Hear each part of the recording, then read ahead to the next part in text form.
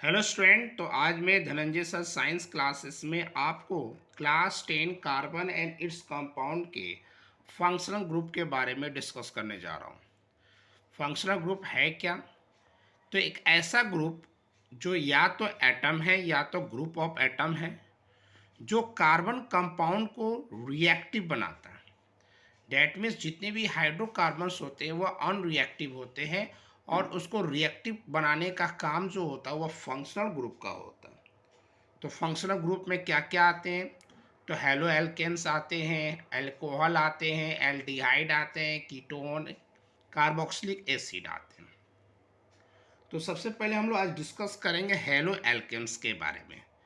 तो halo alkane है क्या? तो वह ग्रुप हाइड्रोकार्बन का जिसमें फंक्शनल ग्रुप के रूप में अगर हैलोजन एलिमेंट का यूज़ करते हैं, उसको ऐड करते हैं, तो उसको हम लोग हैलो एल्केन बोलते हैं।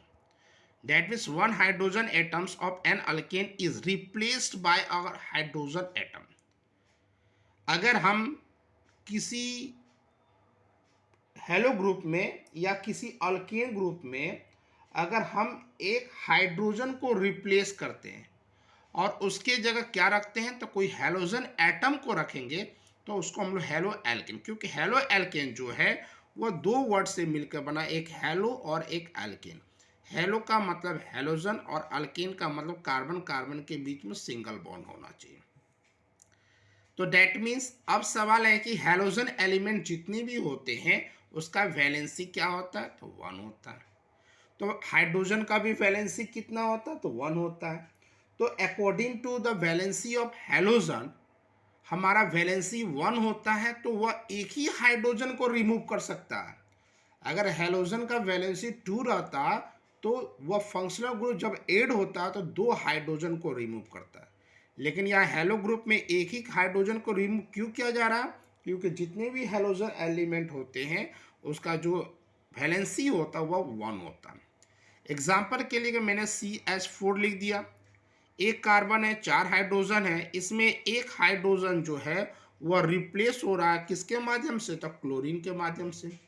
तो क्लोरीन मेरा क्या है, तो हेलो ग्रुप है, हेलोजन है। तो आप देखो CH4 था तो CH3 एक हाइड्रोजन कम हो गया और एक Cl हो गया। मैंने फिगर भी रिप्रेजेंट कर दिया। एक कार्बन है, 3 हाइड्रोजन और एक क्लोरीन को मैं दिखा दिया।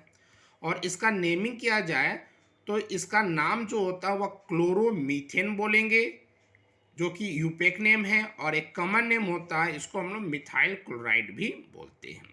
मिथाइल क्यों बोले, क्योंकि एक कार्बन है इसलिए मिथाइल हो गया, और क्लोरीन लगा हुआ तो क्लोरीन का क्लोराइड होता है।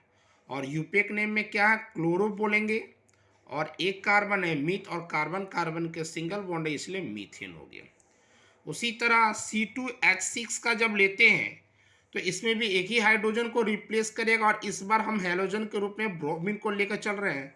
तो C2H5 है तो C2H6 है तो C2H5 होगा और एक Br लग जाएगा। इसका मैंने स्ट्रक्चर बना दिया, और इसका यूपेक नेम लिखेंगे तो Br का ब्रोमो होता है और 2 कार्बन है तो इसलिए इथिन हो जाएगा। और इसका कॉमन नेम लिखेंगे तो 2 कार्बन है इसलिए इथाइल और ब्रोमीन का ब्रोमाइड हो जाएगा। उसी तरह हम आते हैं एक और एग्जाम्पल को ले लेते हैं, और वह हमारा C3H8। इसमें भी एक ही हाइड्रोजन को रिमूव करो और इस बार हैलोजन के रूप में आयोडीन को लेते हैं। तो C3H8 था तो C3H7 आई लग गया। इसका जब यूपेक नाम लिखेंगे तो आयोडीन का आइडो बोला जाता है, तो आइडो, और 3 कार्बन है तो प्रोपेन, आइडो प्रोपेन। और कॉमन नेम क्या होगा, प्रोपाइल आयोडाइड। एक और एग्जाम्पल ले लिया जाते हैं, तो इसमें कार्बन हमारा 5 है, हाइड्रोजन हमारा 12 है। इसमें हाइड्रोजन को रिप्लेस किया जा रहा है किसके माध्यम से, तो क्लोरीन के माध्यम से। तो इसका जो स्ट्रक्चर ना फॉर्मूला होगा वह C5H12 था तो 11 हो जाएगा, और Cl। और इसका स्ट्रक्चर भी मैंने बना दिया, और इसका नेमिंग यूपेक नेम क्या होगा, तो Cl है तो क्लोरीन का क्लोरो, 5 कार्बन है तो पेंटेन हो गया, या इसको हम लोग कॉमन नेम है पेंटाइल क्लोराइड। तो याद रखिएगा, जब भी आपका हाइड्रोकार्बन को हेलो एल्केन में कन्वर्ट करेंगे, फंक्शनल ग्रुप के रूप में हेलोजन को ऐड करेंगे, तो एक ही हाइड्रोजन को रिमूव करेंगे। क्यों? क्योंकि हेलोजन ग्रुप का जो वैलेंसी होता है वह 1 होता है, और हाइड्रोजन का भी वैलेंसी 1 होता है। डैट मीन्स आपका हाइड्रोजन को रिमूव करना है और हैलोजन को ऐड करना, तो हैलोजन को केवल एक वैलेंसी होने के कारण केवल एक ही हाइड्रोजन को वह रिमूव करता है। अगर हमारा हेलो ग्रुप का वैलेंसी 2 रहता है तो 2 हाइड्रोजन को रिमूव करें, जो कि हम लोग जब डिस्कस करेंगे एल्डिहाइड के बारे में तो क्लियर हो जाएगा। तो अगले वीडियो में हम लोग अल्कोहल के बारे में डिस्कस करेंगे। आज के लिए इतना, थैंक यू।